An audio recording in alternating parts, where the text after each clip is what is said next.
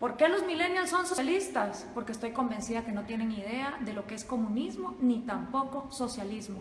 Cuando un millennial nos dice que quiere socialismo, nunca nos dice realmente qué es lo que quiere, cómo ambiciona que ese gobierno va a funcionar. No tiene idea de cómo van a funcionar las medidas políticas y económicas. Por eso se me ocurrió hacer socialismo para millennials. Bienvenidos. Vamos a arrancar desde la era industrial, cuando en el siglo XIX empiezan un montón de pensadores a pensar cosas que se denominaron como la filosofía socialista. Entre ellos estaba Giuseppe Mazzini. No digas tú, di nosotros. Esta visión de que renunciar al yo era lo mejor que le podía pasar a la sociedad.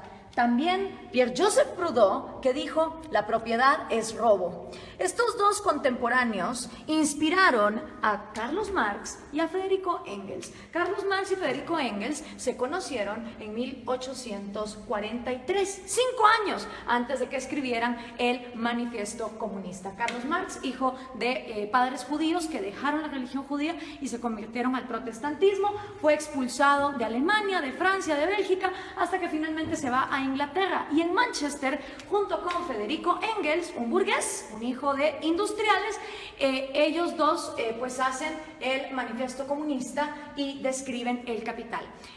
Cosas interesantes, Carlos Marx trabajó muy poco en su vida y a la edad que yo tengo, 31 años, se retiró para ser un mantenido de Federico Engels por el resto de sus días. Vivió en Soho, Inglaterra, todo ese tiempo, y después de los 31 años nunca más volvió a trabajar.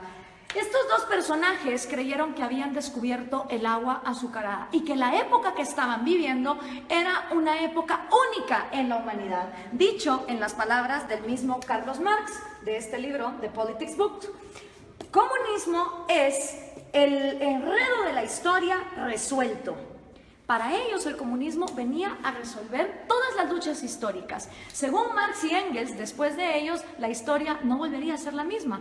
Pero pensemos un poco en cuál era el mundo industrial en el que se movían Carlos Marx y Federico Engels. Para empezar, la filosofía que estos dos señores hicieron estaba inspirada para Alemania e Inglaterra, países industriales que tenían una gran industria que estaba cada vez más creciendo, no para países agrícolas. Y resulta que ni Inglaterra ni Alemania pusieron jamás en práctica las teorías de Marx ni de Engels tampoco. Quienes las pusieron en práctica fueron países agricultores que no contaban con las particularidades que Carlos Marx decía deberían de ser lo primero que debería haber, que es capital, manufactura e industria.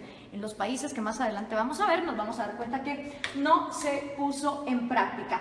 Además de esto, pensemos un poco en el mundo de estos dos señores. El mundo en el que se mueve Carlos Marx y el mundo en el que se mueve Federico Engels, 1848, es un mundo donde la esclavitud todavía era legal en Estados Unidos y en Europa, donde las mujeres no podíamos votar, prácticamente no teníamos ningún derecho porque éramos consideradas demasiado idiotas como para trabajar y votar. Era un mundo donde no había aviones, no había teléfonos, no había electricidad, no había inodoros, no había tampoco radios, no había televisión, no había satélites en el espacio, no había la mayor cantidad de profesiones que hoy por hoy existen en el mundo. Era otro mundo. Era una época donde estos dos hombres tuvieron la arrogancia de decir, de aquí para adelante la historia ya nunca va a cambiar. Ellos no tomaron en cuenta los avances tecnológicos, pensaron que la industria y esa época de los miserables iba a quedarse ahí para siempre. ¿Y en qué se basa esta crítica que estamos haciendo de el comunismo? Pues se basa en la crítica al proyecto de Gotha, escrito por Carlos Marx, El Capital, también escrito por Carlos Marx en 3 tomos, que por cierto el segundo tomo se imprimió luego de que Marx haya muerto, él ni siquiera lo había publicado, y por supuesto el Manifiesto Comunista. Vamos a ver entonces, el Manifiesto Comunista se basa en 2 fases. Esta es la primera fase, que tiene 10 puntos. Ustedes vayan viendo si estos 10 puntos son lo que los millennials defienden cuando dicen que son socialistas. Vamos a ver, millennials, vamos a ponerlos a prueba. El primer punto de la fase 1 del Manifiesto Comunista es la abolición de la propiedad privada. Expropiaciones, que son todavía cosa de todos los días en América Latina, no son ajenas a ninguno de ustedes. El segundo puesto es impuestos fuertemente progresivos. Esta idea de que los más productivos de la sociedad sostengan más al Estado, porque del Estado vivimos todos. Entonces, mientras más paguen los más ricos, se supone que el Estado va a ser más justo y más fuerte, y para nada tiene que ver que eso desincentive a la gente a ser mejor. El tercero es abolición del derecho a herencias. Interesante, porque Rafael Correa quiso hacer también una ley de herencias bastante draconiana, donde se quería quedar con un montón de las herencias. El cuarto es confiscar la propiedad a emigrantes. Interesante que lo primero que hacen los regímenes socialistas y comunistas es no dejar que venga inversión extranjera, porque supuestamente en el himno socialista todos los obreros se van a agarrar de las manos, pero para lo que se trata de comercio todos somos enemigos. El quinto es centralización del crédito, que solo podías endeudarte con el Estado. La sexta es centralización de los medios de comunicación y transporte. ¿Les suena familiar? Prácticamente en toda América Latina, los regímenes del socialismo del siglo XXI han acaparado los medios. Expansión de empresas estatales. El Estado lo puede hacer todo mejor, porque el Estado es más inteligente que todos los individuos en sociedad. Distribución igualitaria del trabajo, que trabajen igual los más capaces que los menos capaces, los más talentosos que los menos talentosos.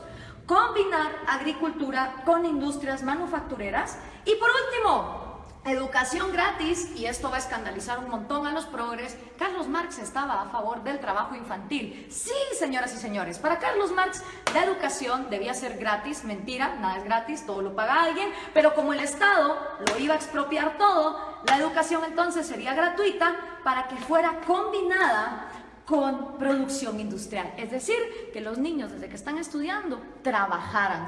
Así que memorícense bien esta fase 1, porque esta fase 1 es la que han implementado todos los países que han tratado de llevar a cabo la agenda marxista. ¿Les suenan familiares estos 10 pasos? Siguen vivos, a pesar de que el mundo de Carlos Marx era un mundo en 1848, estos 10 pasos se siguen dando en América Latina. Esta fase 1 para Carlos Marx es la fase socialista. Cuando se completen estos 10 pasos es cuando entonces uno está viviendo en socialismo, pero aún no se ha llegado al comunismo. Por eso le pregunto a los millennials, cuando ustedes se dicen socialistas, ¿se refieren a estos 10 pasos, millennials? ¿O a cuántos? ¿A 6? ¿A 4? ¿A 2? ¿A cuántos de estos pasos es a los que ustedes se refieren cuando se llaman socialistas? Porque esto es la primera fase basada en el socialismo. Vamos a ver entonces, cuando ya se completa esta primera fase, ¿qué pasa en la segunda fase? Entonces viene ya la fase 2, donde viene la nueva sociedad y el nuevo hombre. Según Carlos Marx, cuando estos 10 pasos se completan, automáticamente va a surgir un nuevo hombre, un hombre iluminado, un hombre que ya no va a pensar en sí mismo, que todo se lo va a deber a su sociedad. En este nuevo mundo, que es la fase 2, la que Marx llama comunismo, ¿sí? Esta ya es la fase del comunismo. Con el nuevo hombre ya no existen dos cosas. No existe el Estado, es decir, se abolió el gobierno, ni tampoco existe el dinero, ni tampoco existe la propiedad privada. Estas tres cosas son las que dejan de existir en la fase 2, que es la fase del comunismo, con un nuevo hombre, un hombre iluminado, un hombre que ya no piensa en sí mismo. Marx nunca dijo cómo en el cerebrito de este hombre iban a dejar de existir sueños propios, necesidades propias, anhelos, talentos. Él nunca lo explicó. Para él, de manera mágica, después de que la fase 1 fuera completada, se pasaba automáticamente a la fase 2, donde este hombre nuevo iba a trabajar a la par de hombres más mediocres y menos talentosos, pero siempre recibiendo lo mismo. ¿Y cómo iba a funcionar la distribución de productos. Bueno, pues iba a haber un gran almacén y en este almacén la comunidad, ya sin Estado, ya sin gobierno, ya sin dinero, te iba a proveer a ti de todos los productos y servicios que tú ibas a necesitar. Entonces todas las personas, no importa sus talentos, iban a llegar a intercambiar. Si por ejemplo producían yesos, pues un yeso por 1 kilo de arroz. Y decía Marx que suponiendo que este hombre, en lugar de producir un yeso, hubiera producido 3 y este solo hubiera producido 2, en esta segunda fase, este hombre que produjo 3 yesos, no le iba a importar recibir también 1 libra de arroz para compararse con este. Según Marx, iba a llegar un momento donde el más talentoso y el que más trabajaba no le iba a importar recibir igual que el que trabajaba menos y el que era más mediocre. Ahora veamos, ¿se cumplió esta fase 2? ¿O qué es lo que ha pasado en la historia de la humanidad con la gente que ha llevado a cabo la agenda marxista? Bueno, pues los primeros que trataron de llevar a cabo la agenda marxista fueron Trotsky, Stalin y Lenin. 70 años después del manifiesto comunista, ellos son los primeros en poner en práctica la teoría marxista, cuando en 1918 deciden cortarle la cabeza a los sanguinarios explotadores, y de verdad que lo eran, de la dinastía Romanov, que era la monarquía que imperaba en Rusia. 2 errores. Primero, Marx escribe una teoría para Inglaterra y Alemania, que su problema no era, digamos, el de una monarquía que incentivara la agricultura, sino que eran países industriales. Rusia era feudal, bastante feudal. Estas 3 personas entonces ponen los primeros 10 pasos de Carlos Marx en marcha y llegaron a la fase 2, llegaron a este gran almacén. Realmente no. Ni se abolió la propiedad privada, ni se abolió el dinero, y el Estado, en lugar de aniquilarse, se fue volviendo más y más grande hasta volverse totalitario. ¿Y entonces qué pasó? En toda Unión Soviética se desplegaron los gulags. Cada uno de esos puntitos rojos que ustedes ven ahí son los gulags, los campos forzados de trabajo. Claro, desgraciadamente en esa época no había Twitter, no había Facebook, no había Instagram, entonces era muy difícil tener récords de las atrocidades y las violaciones a los derechos humanos que se daban en estos campos de concentración en condiciones de temperatura bastante salvajes y teniendo a la gente hasta lo último en el punto de inanición. Y para darles un ejemplo concreto, aquí hay una foto del Gulag de Ucrania, que era una parte fundamental para el sustento económico del Imperio Soviético, ya que producía 80% del carbón, 85% del hierro y el 70% de los metales. ¿No les suena familiar Venezuela? A ustedes que con el petróleo los tienen similar así. Después de la Unión Soviética, y que ojo, nunca se llegó a la fase 2 de comunismo, podemos decir entonces que lo único que hubo en Rusia fue socialismo, porque nunca se llegó a la fase 2. El siguiente sanguinario que quiso poner a prueba el comunismo fue Mao Zedong en China. En 1948 entra el Ejército Rojo y Mao hace su propio experimento con 2 atrocidades que aniquilaron a más de 60 millones de personas, que fueron el gran salto adelante y la revolución cultural, que básicamente era una manera de implementar los 10 pasos del manifiesto comunista y que llevaron al peor genocidio que la humanidad jamás ha visto. Y por supuesto, esta idea se trae a casa, y los primeros en traer la casa en su propia versión de Trotsky, Stalin y Lenin son el Che Guevara, Fidel Castro y Camilo Cienfuegos. Cosa interesante, Camilo Cienfuegos y Trotsky, siendo los intelectuales más moderados de este movimiento, fueron asesinados, este por Stalin y Camilo por Fidel Castro. Hasta en eso se parecen estos modelos, donde tenemos sanguinarios que traicionan a sus propios amigos cuando no se vuelven tan pues crueles y dictadores como ellos.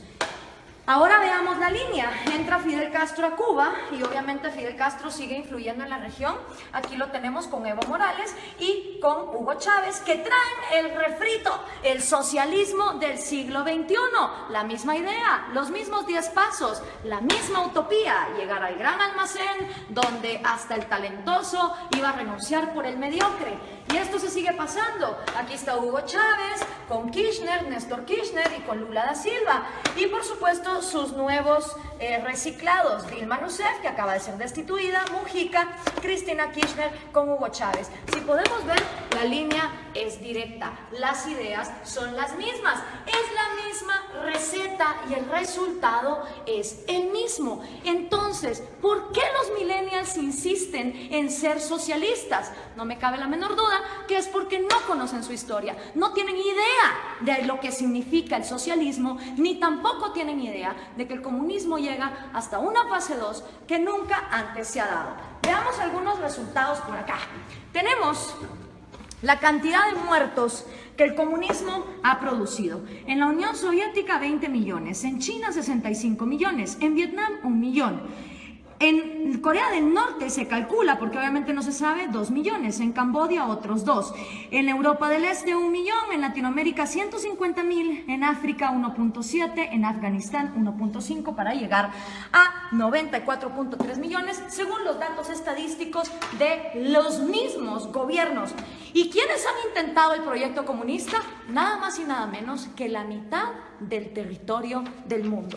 Entre los países que han intentado el proyecto comunista están la Unión Soviética, Ucrania, Bielorrusia, Azerbaiyán, Georgia, Turkmenistán, Uzbekistán, Armenia, Kazajistán, Kirguistán, Letonia, Lituania, Moldovia, Estonia, China, Vietnam, Laos, Alemania Oriental, obviamente. Está también Hungría, Checoslovaquia, Rumania, Yugoslavia, Albania, Bulgaria, Corea del Norte, Cuba, Camboya, Etiopía, Angola, Mozambique, Nicaragua, Afganistán y por supuesto Venezuela, si tomamos en cuenta lo que se ha llevado a cabo.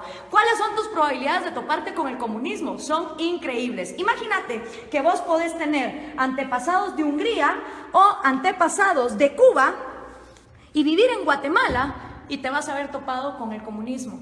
Las probabilidades de que un ser humano se haya topado con el comunismo, una historia comunista, son de 1 en 2. Porque como les explicaba, de todo el mundo, la mitad del territorio de la humanidad ha intentado este experimento. Y el resultado no ha sido esa fase 2, no ha sido esa panacea de ese hombre iluminado, ese hombre que deja de pensar en sí mismo para solo pensar en los demás. El resultado ha sido lo que George Orwell nos describió hace tanto tiempo en La rebelión en la granja.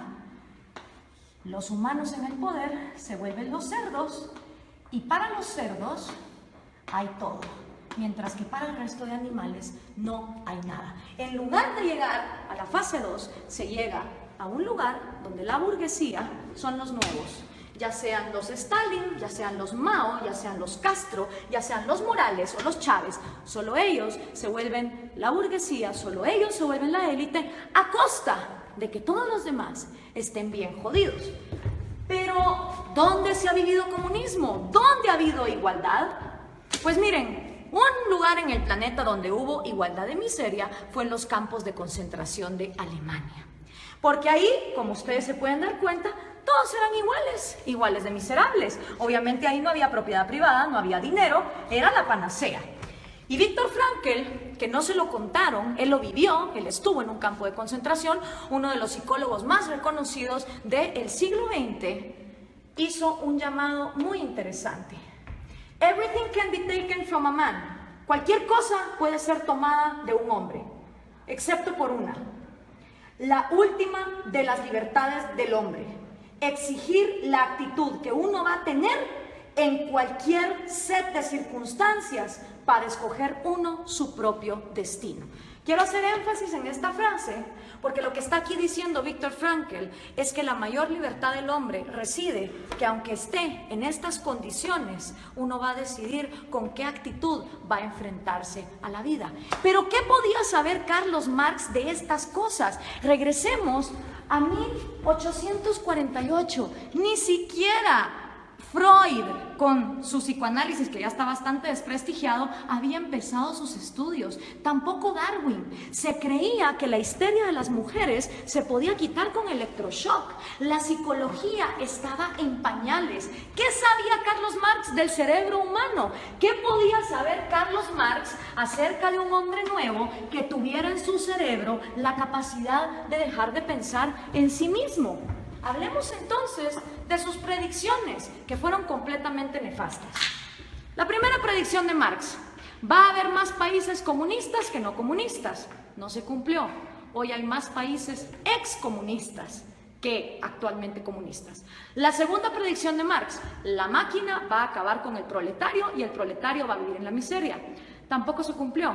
Hoy por hoy, en el siglo XXI, existen muchas más profesiones y muchos más puestos de trabajo, tomando en cuenta que las mujeres ya podemos votar y ya podemos trabajar, que las que existían en su época, con lo cual su segunda predicción tampoco se cumplió. Hoy por hoy, de cada 7 personas vivas, 6 ya no viven con $1 al día, como era en la época de Marx, donde había mayor pobreza igualitaria. Y otra también de las predicciones de Marx es que el comunismo, en donde fuera implementado, iba a pasar a la fase 2. Y esa tampoco se cumplió. Ninguno de los experimentos comunistas han llegado jamás a la fase 2. Nunca abolen ni la propiedad privada para los gobernantes, obviamente para todos los demás sí. Nunca se abole tampoco el dinero, ni mucho menos la propiedad privada. Pero aparte de Viktor Frankl, que escribió ese excelente libro de El hombre en busca del sentido, hoy por hoy tenemos excelentes referentes de la psicología evolutiva y la neurociencia que nos pueden explicar cómo de hecho nuestro cerebro no está diseñado para el comunismo. Uno de ellos es David Boss. Él es PhD, profesor de Harvard, de la Universidad de Michigan, de la Universidad de Texas, y ha escrito 7 libros de psicología evolutiva, incluyendo este. No son personas que te lo digan por fe, como te lo dijo Marx, y que solo lo dejó escrito, cómo iba a ser ese cambio en la psicología humana. Son personas que han estudiado la evolución, la genética de la vida, y que entienden cómo funciona el cerebro humano. Y una de las frases de David Boss es: no existe un agente autónomo con intereses llamado sociedad. Esto es una imposibilidad lógica. Sociedad como tal no piensa, no come, no llora, no tiene intereses. La sociedad no es más que el cúmulo de cada individuo. Y somos los individuos y nuestros derechos fundamentales los que realmente existimos en la realidad. Una sociedad de individuos pensantes, libres, funcionales, es una sociedad que avanza. Una sociedad donde todos los individuos se igualan hasta la miseria sin libertad, es una sociedad que no avanza hacia ningún lado. La sociedad como ente no se mueve. Los que se mueven son individuos. Y si algo le interesa a una sociedad que funciona como una célula, es que cada una de sus partes tenga vida, tenga propiedad privada y tenga libertad, como sus 3 derechos fundamentales.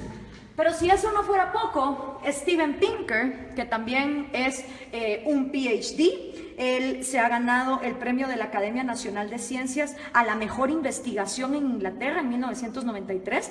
También se ha ganado el premio de la Sociedad Cognitiva de la Neurociencia en el 2010 y ha sido 2 veces finalista del premio Pulitzer. Escribió el libro ¿Cómo funciona nuestra mente?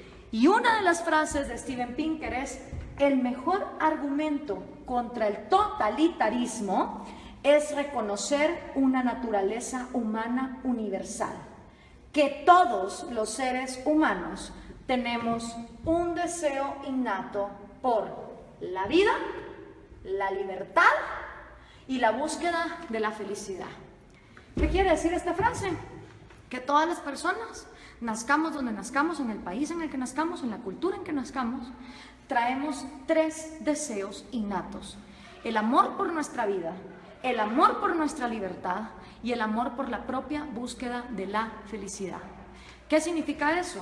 Que ustedes, si quieren buscar su felicidad, emprenden su propia vida como les diera la gana. Ahora, todos estos conocimientos de neurociencia que tienen David Boss o Steven Pinker, obviamente Carlos Marx no lo sabía, porque la psicología y la neurociencia no se habían desarrollado, no habíamos avanzado en la ciencia como para descubrir el ADN, el otro gran error de Marx. Él pensó que en su época ya se había descubierto todo y no era así.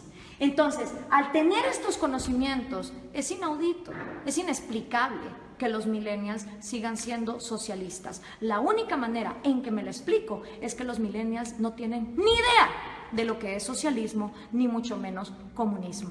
Y yo, que también soy millennial, pero de la primera generación, de esos que todavía vimos los cassettes y que sabemos cómo funcionan, tenía 5 años cuando cayó el muro de Berlín.